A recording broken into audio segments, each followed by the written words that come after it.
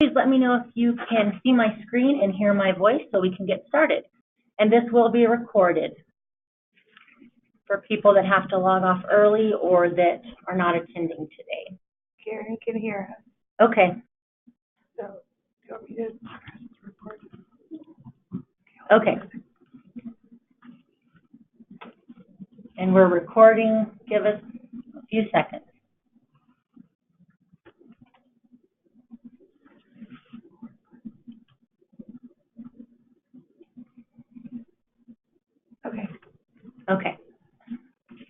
Okay, we are live and recording. So welcome to the State TA Day webinar. Our first speaker today is Brett Reeder. He's our Director of Strategic Operations, basically the head data person at the Office of Early Childhood. Hold on one second. So you'll see this slide right here. I actually didn't give Brett's contact information because if you are requesting any data, we want you to go through the Colorado Office of Early Childhood website, go to the Resources tab, Reports and Data, and then make a data request. And I think plenty of councils have already started doing that. But Brett's a busy guy. Okay. All right. Hey, everyone. So this is Brett, and what I'm going to be talking to you a little bit about today is our WIG, or Wildly Important Goal for this year. So a WIG is essentially, it's that guiding goal that if we achieve it, we'll feel pretty good about what we've done in that year. And one of the important bits of a WIG is that it's time bound. So the way we do it is every state fiscal year. And there's also a baseline and then a target that we're trying to hit. So we've been doing this for a while.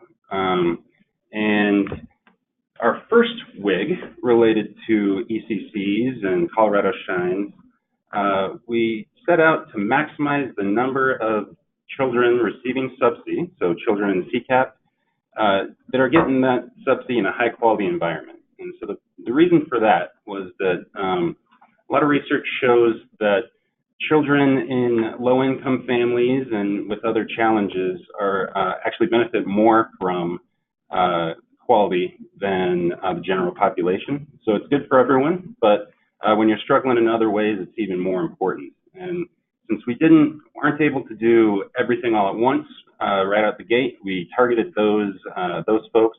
The other side of that is that CCAP is a subsidy program that we run through the state, and so we wanted to coordinate what we're doing there and recognize the cost of quality. So we have a tiered reimbursement system, as many of you know.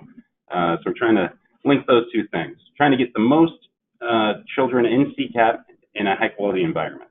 So unit was children and trying to move that up. And we were pretty successful at that. But we did notice after that first year that certain communities were being left out a little bit. So we were, when we're maximizing numbers like this, you get the most bang for the buck where people live. But that means that certain rural areas, certain areas don't have as much resource, can sometimes be left out a little bit. And so that's where we switched to then communities with access to high quality subsidized care. So we did that for a year and we're able to meet our goals there as well with all your help. And so those first two WIGs, we're looking at that, CCAP and high quality. So children first, maximizing that, then communities with high quality CCAP. And then this last year, which we are just about at the end of, got a few more days here, we switched our attention to the provider and trying to get as many providers engaged in the in Colorado Shines as possible. And the way we were trying to conceptualize that is level 2s. So in CSTAT, you'll see this slide here. This was our WIG for this year, and with all your help, we were successful at that. We've achieved our goal of 53.4. We're now at 54.1, and that continues to rise. So that's really good. We're getting more and more folks playing with us, essentially, in the Colorado Shine system. So that's where we're at. And now we're going to do this again. Now we're going to have a new WIG. And what the new WIG is going to be is now the next step. Beyond 2s, we're looking at 3s and 4s. So getting everybody into high quality. Yep. Oh. 3s, 4s, and 5s. Yeah, thanks. 3, 4s, and 5s. Yes, all high quality folks. The goal this year, it has 2 time periods, and that's because we have a shift in administration. So this administration wants to see where they're at the end of their tenure, but then also have us continue towards the end of the state fiscal year. So you'll start seeing this in next month's CSTAT, but the new WIG is to increase the percentage of licensed child care providers eligible for a quality rating that achieve a Colorado Shines level 3 through 5 from 21.9 to 23.1% by the end of the calendar year, so December 31st, 2018, and then to 23.5 by June 30th of 2019 into the state fiscal year. So this slide that you see here will go on to what's called the dashboard. We keep track of it, but we're not looking at it, talking about it every day or every CSTAT, and be replaced by this new WIG. But you'll see the new WIG broken out similarly to the old WIG. So in essence, rather than 2+, it will be 3+. We're also, we heard some feedback from many of you that it would be useful to see, if you're not one of the large 10 ECCs, it'd be useful to see more than just balance of ECCs. So while we're sharing these, this is similar to what you'll see in CSTAT moving forward, but we're going to be sharing with everyone individual ECCs, which won't look any different if you're one of the large 10, but you will be able to see your particular ECC if you're in the balance. And then we're also going to be working with our program folks here and you all to take a look at what kind of other data we can provide to be helpful. But starting next month, these 2 slides will be replaced by our new WIG. So I guess might open it up for any questions folks have about that. Happy to answer whatever I can now, and let's go there. Please type your questions in the question box or in the chat box. So Brett, this is Emily, and just to clarify, we're looking at moving the percentage of programs that are levels 3 and higher, regardless of whether they serve CCAP? Yep, not looking at CCAP anymore as the filter. Okay. So we started there as we're trying to target our efforts. Now we're looking at the whole universe of providers. And so that's an important thing to note is the unit here is providers, getting as many providers into high quality as possible. So the first question we have is please repeat the WIG percentage goals for the end of the calendar year and the end of the 18-19 fiscal year. Sure, and you'll see this in the slides and our presentation each month moving forward, so starting in July. But it is 23.1% by the end of the calendar year and 23.5% by the end of the state fiscal year, so by June 30th, 2019. And those are state level goals. So trying to get the whole state to that point. And our data that was pulled today indicated that we were at what percent, Quan? 22, what percentage were we at? I think it was 22.8. As of June 15th, we're at 22.85%. Yep.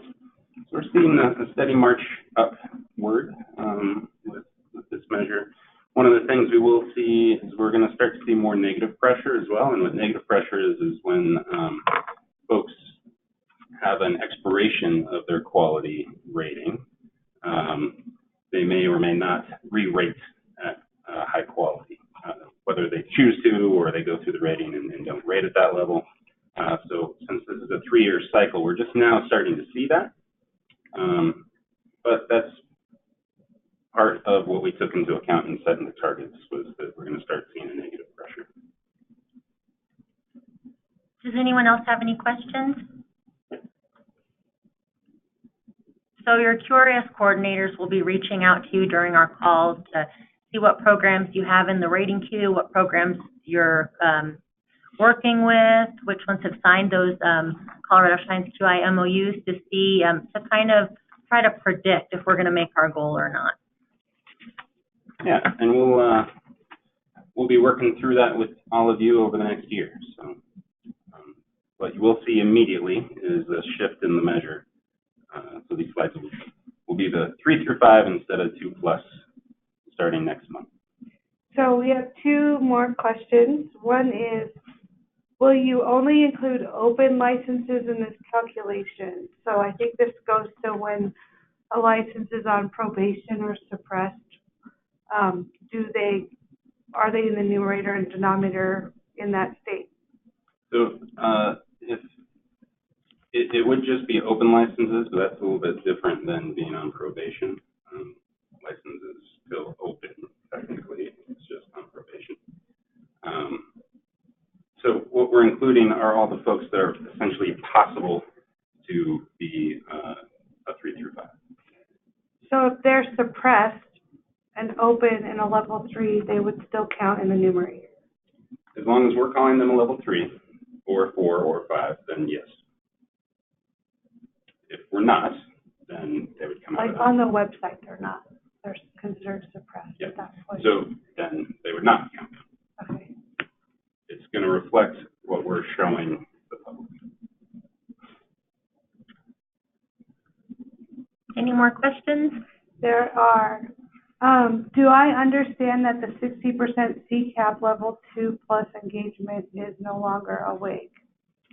It's part of your statement of work to get to 60% engagement in Colorado Shines in general.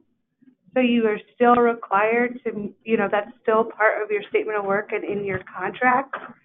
It is not, and I don't know if it's going to be on the dashboard for CSTAT to see how close we're getting to that 60% engagement. Mm-hmm.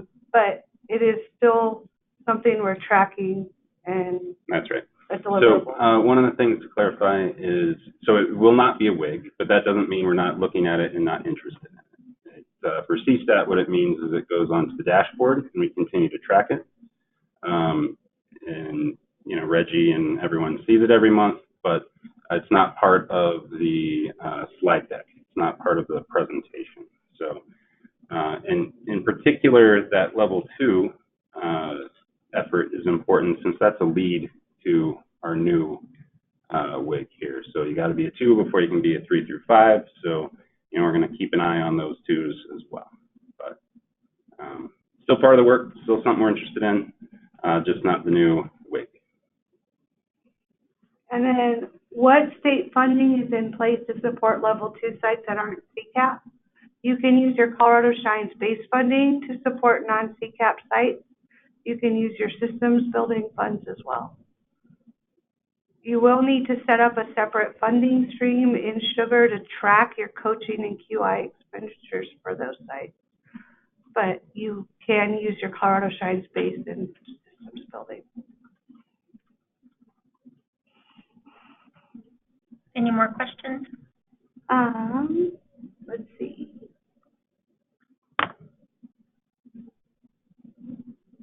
I think that's all. All right, thank you guys so much. Okay, great. Well, I'm sure someone will have a thought that pops into their head after this is all said and done, and please reach out to us if that's the case.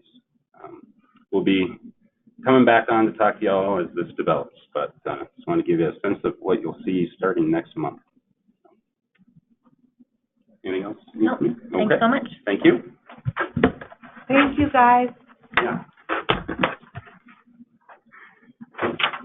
So moving right along, we have Renee Alarcon from she works with OEC, but she is the PDIS Service Administrator.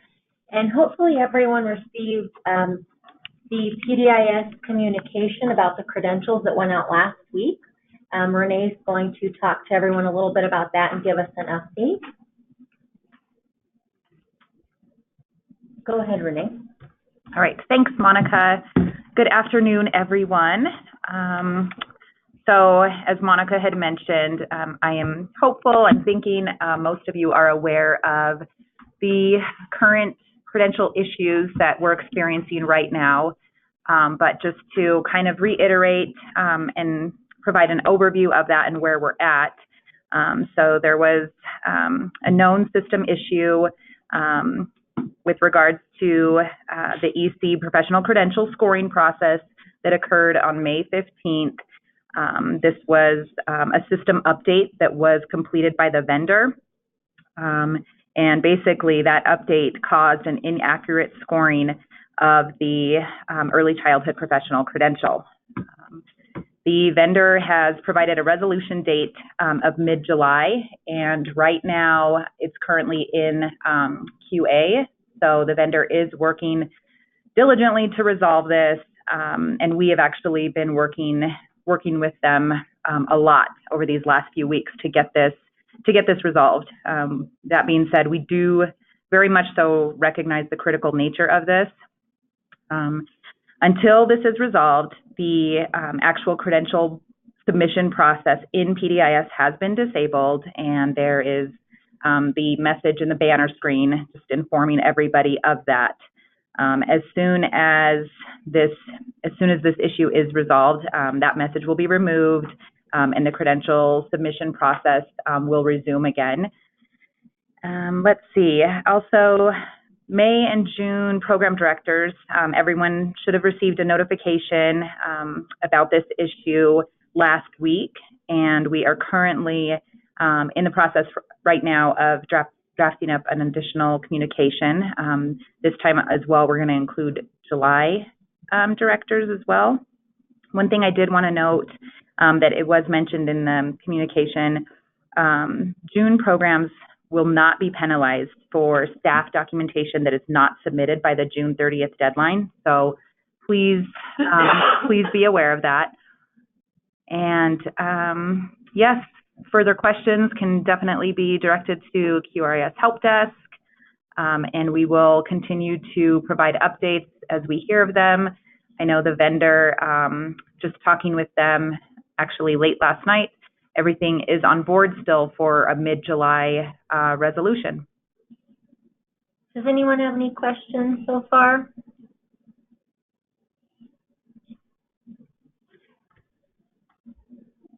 We'll just give it a minute. I don't see any. Okay. Okay, so the first question I have is, does this impact when ratings will be returned? Yes, because until those credentials are calculated, the ratings will not be released. So programs that would receive their rating on June 30th will not, correct? Exactly. So programs will not be hearing anything on June 30th. Each program that rated has received a personal email with this information. We've received a few responses from them, and we're welcome to any questions they may have. They can call our help desk, and I put our email for PDIS and the Colorado Shines QRIS help desk at the top of this slide. And then guys, we are, I believe that further communications is going to go out, I think tomorrow, maybe at the latest early next week, but I know drafting communications right now has been in the process, so we are working to get some further details out to everybody. You mentioned that June programs will not be penalized. What is the process going to be for ensuring they get their accurate credential levels for ratings? So as of right now, the vendor has mentioned the mid-July resolution timeframe. Once the fix is in place for PDIS, I think we'll have a better grasp of that. But again, document submissions, since it's on hold right now, we wouldn't be able to do anything until that mid-July, until the system is resolved. So, do you have a revised timeline for the June ratings to submit the required credential documentation? And that's part of the communication that is going to go out. I think in the first communication, It was mentioned a couple weeks extension, so it will be at least that. I think you all, once we have a firm extension date, what that will be, it'll be sent out to everyone. Do we have any more questions? And you guys, just one more thing too. The impact this has had is, again, we recognize the critical nature of this, and we have been working very, very closely with the vendor. They are aware of the impact that this has. So as soon as we hear further information from them, we will definitely keep everybody updated. But we want to make sure that the fix that is going into the system, we want to make sure that that's accurate. We need to make sure that going forward, we're not going to have issues like this again. So we really appreciate all of your patience, understanding with this, and if you have questions, if they're not being answered in the communications, definitely reach out to us. It's important that we're providing information to you guys and that everyone's updated on what's going on with this. And we had a request to send information to councils. It will be in the weekly email that's sent out every Friday. So if you are not on that list and would like to be on that list, let us know. I believe all of our council coordinators are on there, and many of the QI managers and CCRNRs are on there. So if you, those weekly emails are very intentional in that they're meant to be one stop for the information coming that impacts our systems and our programs and how we do our work. Do we know yet if documentation submitted between May 15th and currently will need to be resubmitted? I'm sitting here just thinking through that, so that's why there's a pause. We will get back with you guys on that. We want to make sure that the programs or anyone who submitted information for their credential has, that we have that. So we're working through what that looks like. And if it already was submitted to PDIS, and if the system has it, you're not going to have to redo that again. I don't know if that clarifies or if that answers that further. And in the PDIS, you can see what's been reviewed and what hasn't, when it's working that way or no. Like I know when I submitted my transcripts a year ago, when the credentialing system was working, that they had reviewed it. The credential piece isn't working right now, but keep in mind that programs can, staff can still log in, they can still take level 2 courses, and they can still take all trainings. They will eventually count towards their credential, so that piece of the system is working. Uploading documentation or viewing your credential as of right now, you cannot do. Yes, exactly. So keep encouraging programs to, to go in there for their professional development, and that it eventually will be counted towards their credential when this is fixed. Something else to keep in mind, and I know a lot of you are attending the Build conference in the next 2 weeks. It's just a good reminder how far Colorado's, just far ahead we are of the game when you talk to other people with a QRIS or professional development system. So we are bound to have these just kind of hiccups and challenges, and our team really is working hard to make everything as best they can. I know the programs that have reached out to us, I'm directly quoting a program. They said, oh, we're eager to find out about our rating, but we'd rather have the credential be accurate. And that's our same feelings. And we know this affects people's rating and funding. So it definitely is, it's very important. We understand your concern. Do we have any more questions? Will school-age programs have access to their certificates for new school-age classes that are in PDIS for licensing?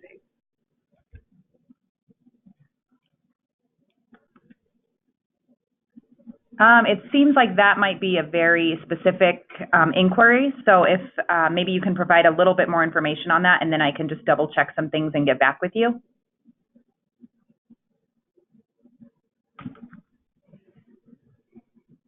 Yeah, you can shoot us an email and we'll get back to you with those specific questions.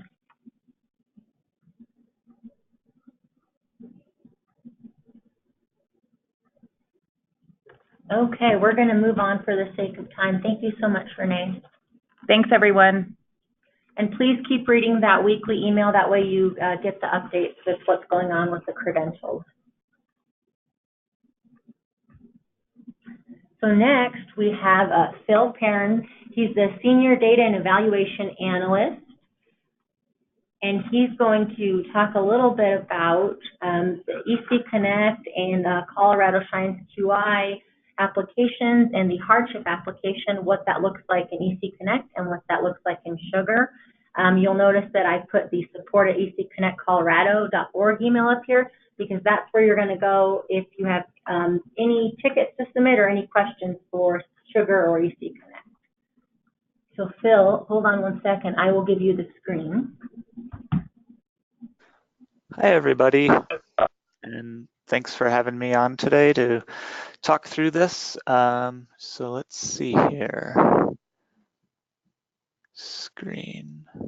What if is my screen visible yet? No, you're waiting on me. Hold on, Phil. Sorry. Oh, okay.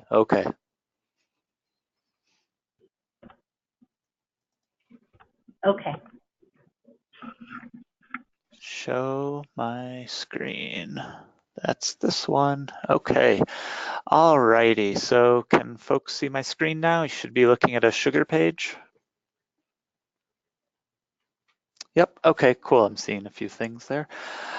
So yeah, I'm going to talk about Csq I Funding Streams real briefly and then get into this new hardship piece, and I'll briefly mention the capital improvement requisitions as well. So by now, everybody should have had access to their primary Csq I funding stream. We'll walk through making sure that you're all on the same page with what needs to happen for approving the funding stream so it's visible to your programs. I know a few programs have already made it visible and we've started to see some applications come in. In fact, right now, I was just looking earlier today and we have around a little over 200 applications in already. So that's great news. If you're not there yet, don't worry. This is, I think, just a good indicator that the application is nice, easy, and accessible, and it's working as it should be. So real quickly, going through this test funding stream, if you're not familiar with setting one up, a few things you want to look for when you see it.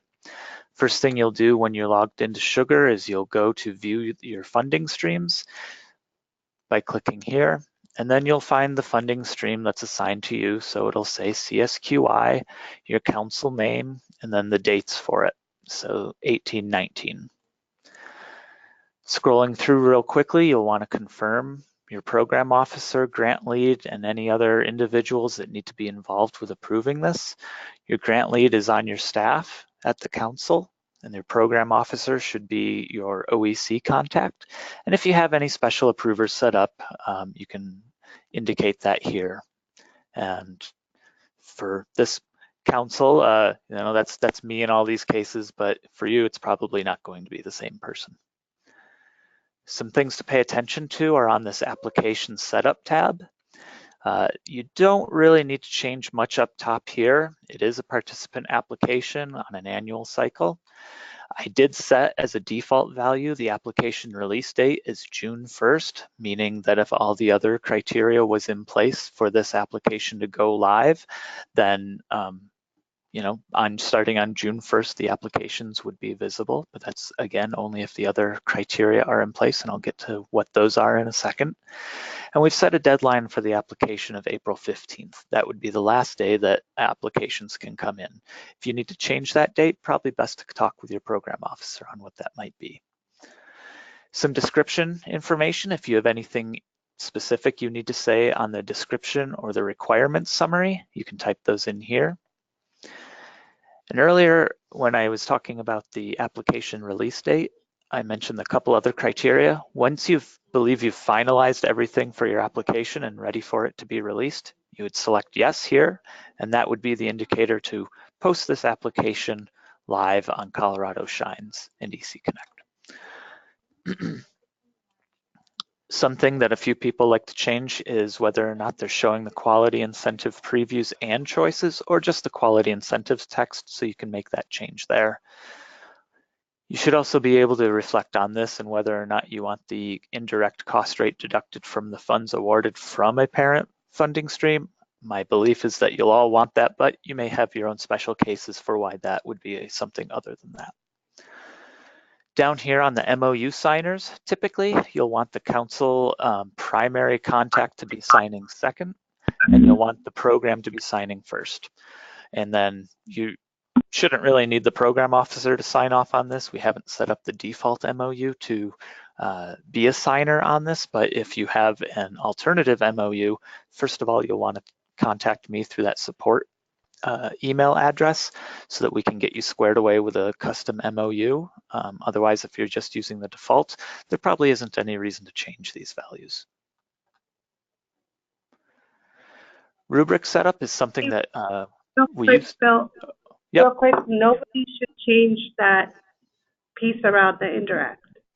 Yeah, I wouldn't expect anybody to be changing that. So, and you've heard it now from OEC, don't change that setting. Cool. So going on to the rubric setup here, this is a legacy component that we're no longer using, so it's fine to just pass right over that. Participation counts, if you have specific targets, maybe you're trying to reach 200 total participants, you can type that value in here, however many. I'm not sure if this is actually useful for anybody, but for those who do find it helpful and useful to know how many applications are in and submitted, this is a great tool just to have a quick glance at the progress of your funding stream. Budget summary, this is where things can get pretty important. So make sure you're updating this information with a careful set of eyes. Specifically, this indirect cost rate. For most councils, that's 10%. However, you know your council best, so type that in as you deem appropriate. You may need to look back to what your prior year's funding stream was to see what was used in the past. Otherwise, if you contact your program officer, or you can contact me on the support line, and we can hopefully work that out for you. And then you guys, your indirect rate is on all of your contracts. So if you're on what they are, look to your contract and it'll be clear. Yep. And then you'll see some information here about the budget that's being tracked in Sugar. So as applications are going out and spending's occurring, you'll start to see that information on these areas. QI dollars, this is where you would set some of the specifications for any of the QI dollars. Actually, a lot of this you wouldn't be able to change since it's information about like the pooled balance and things along those lines. And it'll tell you how much money is remaining to be assigned from approved applications, things like that. This also tells you where the pooled requisition is for the QI dollars. So if you ever have some trouble finding that area, you can just come to your funding stream and it'll be down here. Internal and external coaching detail. The value you'll want to pay attention to here is the estimated internal coaching rate.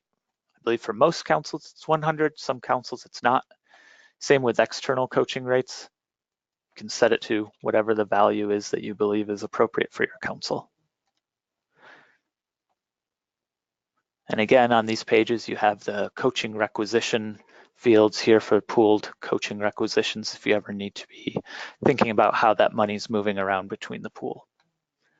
Training detail, we're no longer doing the training access pass, so if you had paid attention to that in the past, no need to do that this year. Then lastly, we're going to get to that other final component about what releases the funding stream is this active button. To enable that, you'll simply click on that edit button and then click active. And that makes the application actually active and sends it forth onto EC Connect so that programs can start submitting their applications. You see on here the spending. Yeah. We actually, the coordinators have access to activate the funding stream. It isn't active until we do that. So the council isn't able to do that, correct? Yep, that's right. Okay. Just making sure we're on the same page. Thank you. Yep. So make sure you let your program officer know, and that's when the funding stream goes active, when you're all set and ready for it to go. And we'll keep tabs on what the different statuses are on each of these fields to make sure that, you know, if it looks like anybody's having trouble getting it set up, we can get in touch about that. So if you do have any questions, again, use that support email address and we can figure out the best path forward. New this year also, we're not setting an application threshold. That's not to say that you can just go approving applications all willy-nilly, but we'll be keeping track of it internally just to make sure that, you know, the spending patterns aren't getting too far above and beyond where there's a perceived notion of where they should be. So just keep that in mind.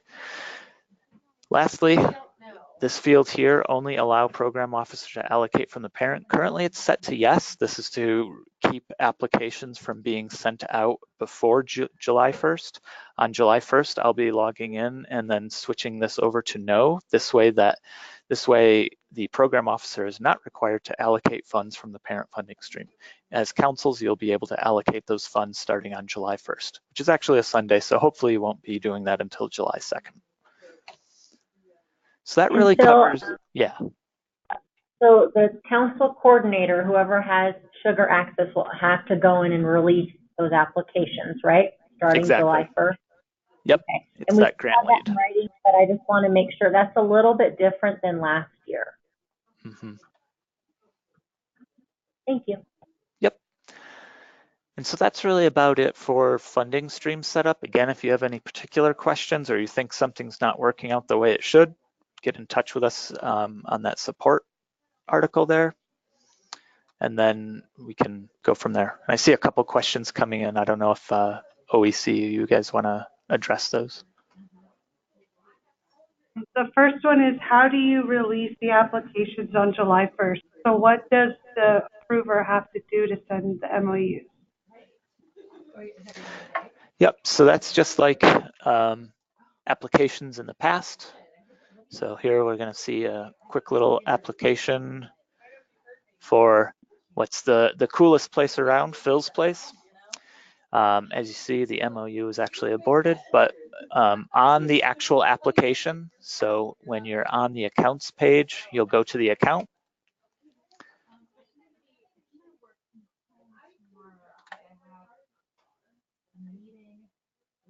And I'm waiting for it to load up here. You can then scroll down. Yeah. Just to clarify, this is what they will have to do July 1st, so that the program receives that MOU, correct? Exactly. Yep. This is the process for sending forth those applications from you, the council, out to the provider so that they have that MOU in place. Because at this time, they've already submitted their application, and we want to make sure that they are getting that MOU to finalize everything and get their requisitions in place. So now we're back on that application. And this is done one at a time. One at a time, yep. And so even though the MOU was aborted, what we'll do is say cancel MOU, just because I should get this set back to where it should be. Click save. So you all will not be canceling it. You'll probably be sending. So right now you see the application is in submitted status. This means that, hey, the program logged into their Colorado Shines page. They filled out their QI incentives tab there with the QI application. And now it's on the council's end to do the next step. They'll simply select send MOU pending sufficient funds and click save. And right now, since I did that, I should get an error. Well, I got this. Oh yeah, I did set it to active. So the MOU has gone out for signing. So this is what you'll see. Thanks. So we do have a question. It just says, but applications will be available for sites to access on July 1st without the council doing anything additionally, correct? No. No, you have to do this. Yep. You have to do. But it is going to be different than last year. Remember last year, as long as you were under that 60% threshold, the applications would go out automatically. And after that, then we were approving them. the council will approve them now. So they will have to go through each individual one. We had several councils that requested this. That way they could really kind of monitor who they're working with, making sure those programs are going to sign that MOU and going to comply with everything they're agreeing to. So it really doesn't take very long. We had to do this last year for all the programs. Individually, so it shouldn't take very long. Yep, and so what this just did by selecting send that MOU, the MOU is now sent. And once that MOU gets processed, then I'll see my requisitions down here able for me to, start spending. So if you have any questions about getting your funding stream set up, let us know, and in the next day or two, and that way you can start doing this on Monday. We do have one question, Phil. It says, for my applications, I have chosen send MOU pending sufficient funds. So on Monday, will it automatically send those MOUs, or is there something else I have to do? No, I'm sorry, Stacy. You'll have to go back in and select send MOU again.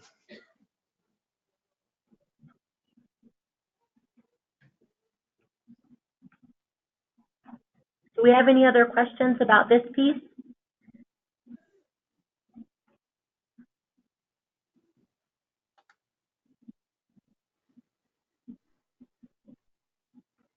Okay, Phil, no more questions.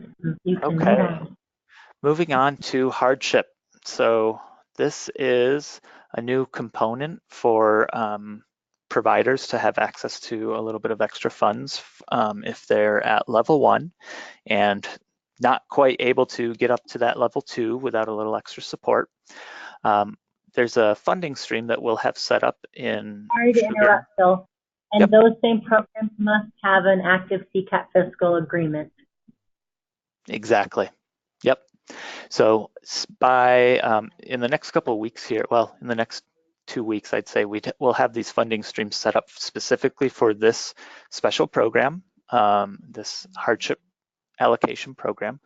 And what this means is that for sites that have a level 1 rating, they have an active CCAP fiscal agreement, and they're experiencing a documented or documentable hardship, and we'll get into that in a second.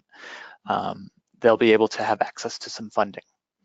So in order to enable these applications, because the application won't be visible even once you let it get the funding stream set up, what you'll need to do for these sites is, first of all, I presume you'll be in conversation with this level 1 site, and you know that they will have a documented hardship. And what this will look like is on the ratings tab, we see, oh, it's a level 1 program. And we see on the QI, oh, they do have this active fiscal agreement. So we know that they meet those 2 pieces of the criteria. And we need to see, and we know that they've experienced a natural a hardship here. So this program, Phil's Place, experienced a natural disaster. So there was a meteor that landed on Phil's Place, and a documentation needs to be in place for that. What you would do then is click Save, and this will then allow on the Colorado Shines page for the QI incentives page, the hardship Csq I application to be available once these 2 components have been filled out. Note that if you select a hardship criteria but don't put in any type of an explanation, you'll get an error. So you do need to type in that explanation. If for whatever reason you thought that this site had experienced a natural disaster or other hardship criteria, but they no longer are experiencing that, you can select none, and that makes the whole thing kind of go away, and it's no longer going to be visible on their QI incentives tab. But the areas that you'll need to pay attention to for hardship criteria are significant staffing shortages, natural disaster, financial burden, internet access limitation, or other. In each of these cases, you'll need to type in some reason for a hardship. And these are going to be those programs that are funded by SRQIP dollars for that hardship and this is a one-time award. They will not be eligible next state fiscal year unless they're a level 2 and have that CCAP fiscal agreement. Then they'll be eligible for Colorado Shines QI. They will also only get 50% of their initial award amount until they complete that level 2. Then they'll get the other 50% of the award amount.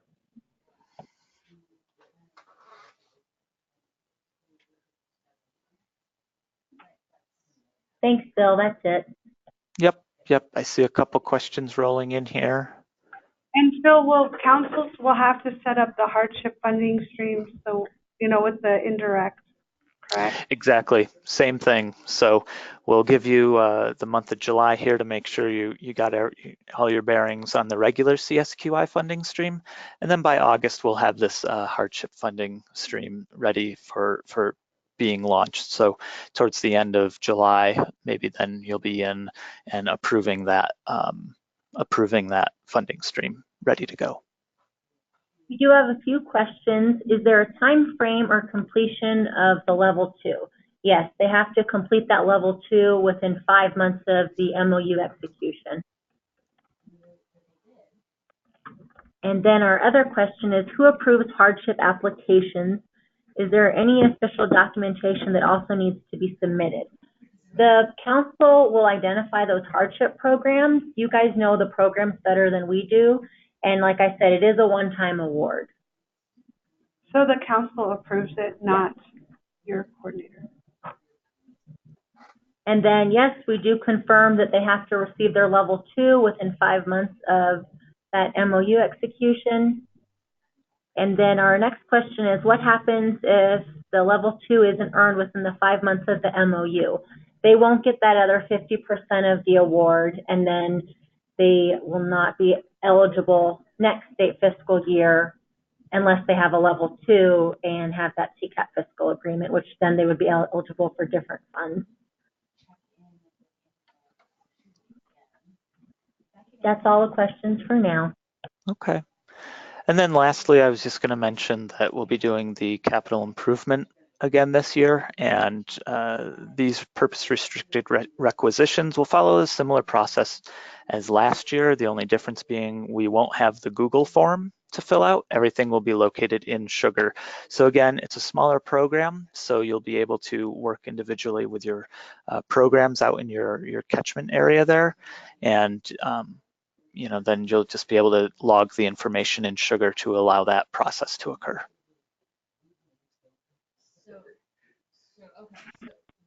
Thanks, Bill. We have one more question, or I guess, yes, we just want to confirm that a hardship site would be a level 1, working towards a level 2, have that CCAP fiscal agreement, and truly be a hardship site.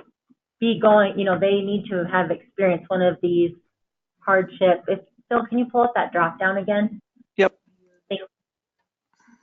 And this is going to be in your contract. I think it's the Colorado Shines Business Rules Exhibit I.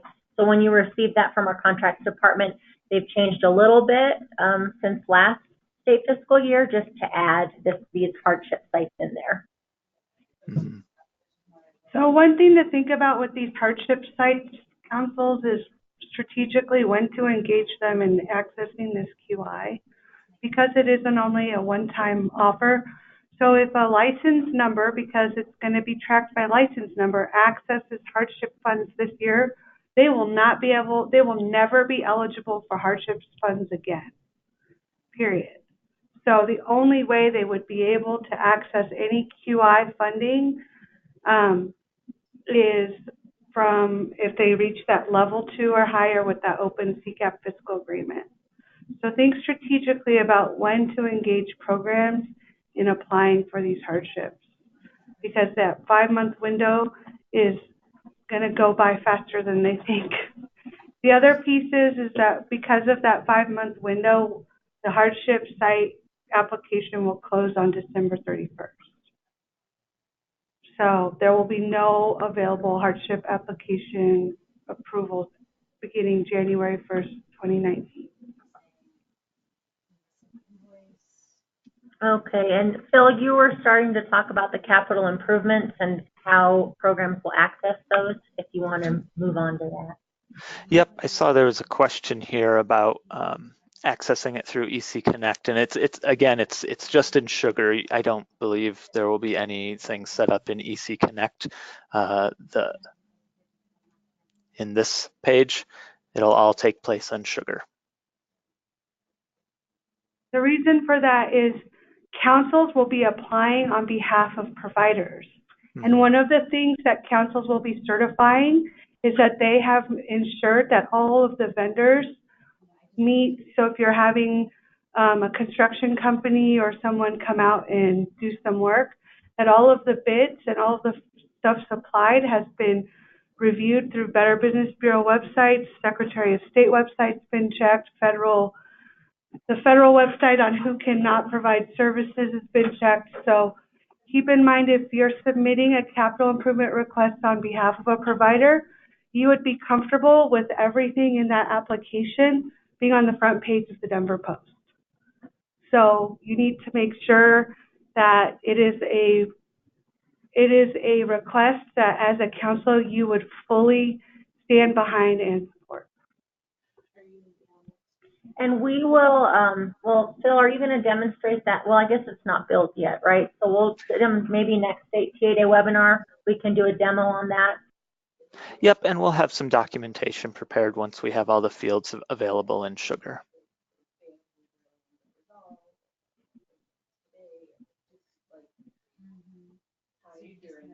So the questions is, what were the websites? When we're working on the language will be included in part of submitting the application of which website. So it'll be, you'll see it on there because you will be clicking a box affirming that you have checked that.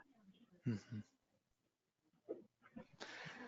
Yep, and keep in mind with capital improvement requests and Team OEC, please correct me if I'm incorrect on this.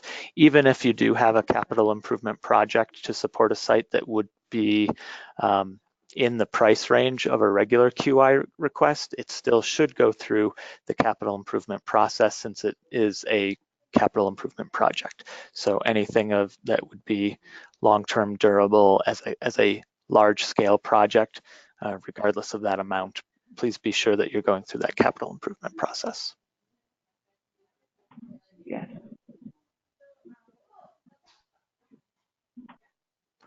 And that's everything from me. So I will stop showing my screen unless anybody wants to see anything else that I can display from Sugar here.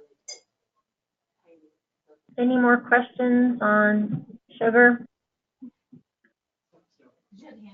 What is the award for the hardship site? Those are going to be the same amounts as the Colorado Shines QI. They would just get the first 50% when they execute the MOU initially, and then they would get the remaining 50% when they earn that level 2. The other thing to keep in mind is that if they participate in hardship funding this fiscal year, they cannot participate in QI funding this fiscal year. They potentially could participate in capital improvements if they're an infant toddler site and, you know, get their level 2 and all of that. Yeah, it's just a one-time shot for this year. Either they get the hardship grant or they get the CSQI grant, but not both. Any more questions for Phil or any Sugar questions before he switches the screen?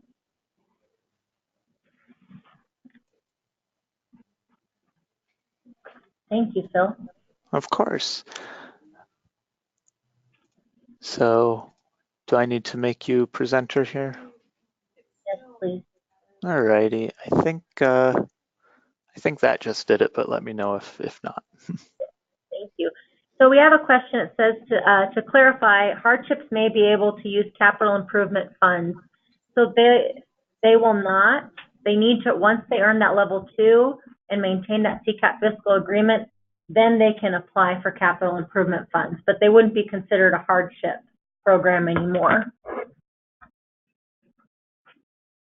The capital improvement funds eligibility are level 2 or higher, open fiscal CCAP agreement, and serving, and the hardship and the capital funds would be supporting infant toddlers, either an expansion of slots or other areas. So the capital funds are still restricted to serving infants and toddlers as well. It's the same eligibility as this year. And just to clarify, our Colorado Shines QI, hardship funds, and then the capital improvement funds are all going to be drawn down from the GAE.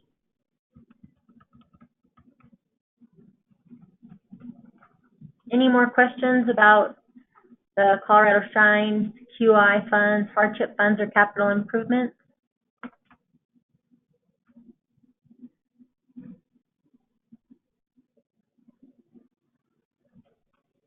Okay, we will move on to our next presenter. We have Julia Anderson. She is the Early Care and Learning Communications Specialist, and today she's going to be talking to us a little bit about the Colorado Shines newsletter. It went out last week, right, Julia? Yep. So Julia's in charge of that. Well, pretty much all the communication for the whole early care and learning department, and she's in charge of all the Colorado Shines communication. So without further ado, go to Julia. Great. Good afternoon, everybody. So the reason why I'm chatting with you all today is we had removing the one of the reasons I'm chatting with you all today is we really want to start featuring programs in our communications, in our newsletter, on social media, et cetera. And so we wanted to put a call out for people to send us stories.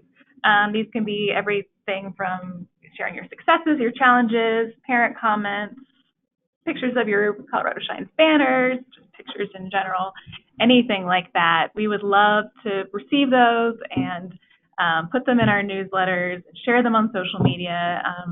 We just think it'd be really nice to have a kind of more of a face to some of the great work that you guys are doing. So if you are interested in sharing a story, you can go ahead and email me, and I see that my email address is up on the screen. We would love to hear from you. Thanks so much. If anybody has any questions, let me know.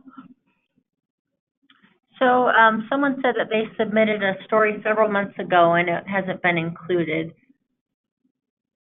Oh no, I don't remember seeing a story. Julia, where should they send this to the Colorado Shines Help Desk, to you personally? Is there a different portal avenue? Either the Colorado Shines Help Desk or me personally. Either of those work, whichever is easier for you. And as for the person whose story didn't get featured, I'm not sure how that got lost. I'm really sorry. But if you want to resend it, I'd love to receive it and take a look and share it. Does anyone have any questions for Julia or anything about what's appropriate for the newsletter? Or what type of communication she will be sending out?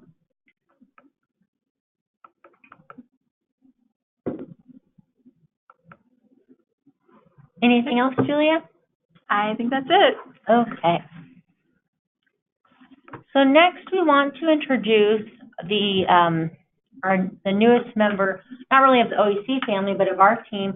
We had Erica Martinez. She's the Colorado Shines Training and Technical Assistant Specialist. She joined us a few months ago, and she's working more on the Salesforce side. But Erica, I will let you introduce yourself. Thank you, Monica. Good afternoon. Monica mentioned I'm the Colorado Shines Trainer and Technical Assistant. Part of my job is to identify the most common technical issues that the QRIS users are experiencing. And based on that, I develop tutorials and user guides to help the users to navigate better in the system. One of my most recent work is a user guide that I create for this is to help people to navigate and to access to the Colorado Shines Quality Improvement or QI funds. And this was sent out through the newsletter on June 26th was when the newsletter was sent, right? Yes. Yes. It was last, yes. So please check it out. It might be very helpful. And if you have further questions, feel free to email me or to give us a phone call. If you have any ideas or any requests or comments, as well, feel free to reach out. My email address is. Oh, I had it on the screen earlier. Okay. So Monica already put my email address, or you can just call the help desk. Yeah, and that's it. Thank you. So this video we're showing right now is something that Erica created in a few hours. She's really great at creating, just kind of doing basically training and technical assistance. This you can download as a PDF as well. If you have programs that are asking, how do I apply for a Colorado Shines QI? You should be able to send them this video or send them the PDF, and they can follow this step by step. And Erica will be doing more tutorials for, I guess, common bugs and common challenges that programs are having. So we noticed a lot of those. We get a lot of feedback on the help desk, and if we have different providers having the same issue, we usually try to come up with some type of a user guide, but we'd like to hear from you all if there's something that's coming up in your area. Does anyone have any questions for Erica? This user guide went out in the Colorado Shines newsletter last week, and you can download it as a PDF or you can have access to the video.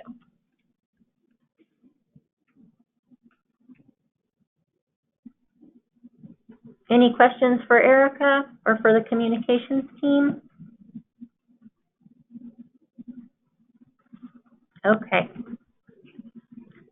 Thank you, Erica. And we have comments that says it looks great. And we do, compared to the stuff we were creating, I agree, it does look much better. I think programs will be more likely to want to participate with videos that are at that level of sophistication versus my little snippets. So just a few announcements and reminders. Everyone should know most of this, but for the CCR&Rs, we're just reminding them to please don't delete the referral history. Emily, did you want to elaborate on that? Yeah, I had a meeting with the call center. I meet with them monthly and manage that contract, and they just want to make sure that those referrals, if any referral history that's there with a provider or that you all can see, that you keep those referrals. Please don't delete them. We need them for reporting purposes. And it's also been very helpful when providers are concerned that they're not getting referred to, that if there is a referral, that referral history does show how often they are referred to when a parent calls looking for care on the hotline. So please don't delete those. And then with the QI navigators, please do not deactivate users on the Colorado Shines portal, especially if they look like they're duplicative, because there's a reason there might be two users that appear the same with their logins. If you've reached the 2 login limit because of that, please just call the help desk and we can set you up with another active user. So, and what Emily's referring to is what's on our screen right now is these QRS logins. So if Little Sprouts needed to add another person to have a login, just have them call our help desk and we can add that for them. But these both need to be active because even though it doesn't look like it, one is their QRIS and one is their attendance tracking system. So if you deactivate the attendance tracking system login, none of the parents can sign in. They can't access their CCAP ATS system. So we're working to try to get that fixed so we're not including both on the QRIS, but right now they're both there. So just call the help desk and we'll help them get that second user or update it, right? If the director leaves and they need it, don't deactivate it till we've been able to make sure that the ATS has an active email address so those families can access that system. And just a reminder, the last day to invoice us for this current state fiscal year is going to be Thursday, July 5th. If you can't make that deadline, let us know by July 16th what funding stream you will be billing under and the amount. And then just the CCR&R contract documents are due back to us July 5th. We sent those out. You need to update your statement of work and then your budget for a 9-month period. Send that back to your coordinator by the 5th so we can start working on those contracts. And then your evaluation of your strategic plan is due July 31st, and you do not have to turn in a quarterly report for the April through June period. Some CCR&Rs are having to do quarterly reports because their work is not included in the council strategic plan. So, and your coordinators are reviewing that. So, if you're a standalone CCR&R and you're not part of the council, you will have to turn in a quarterly report because you don't turn in a evaluation of your strategic plan. Does anyone have any questions, comments, concerns? We have a little bit of time left.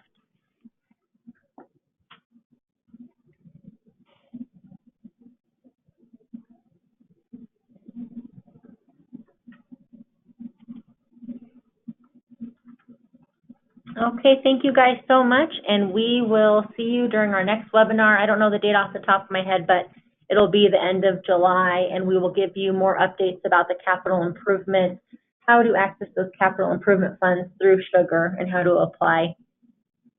And then we always are open to any comments or things you want to know more about, what presentations you want during these State TA Day webinars.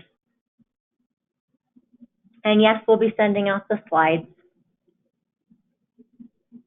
Anything else? Thank you. All right, thank you guys so much. we really appreciate all of your hard work and all the work you do for your communities and your providers. So thank you all. We are very excited about the wait this year, and I hope you are too.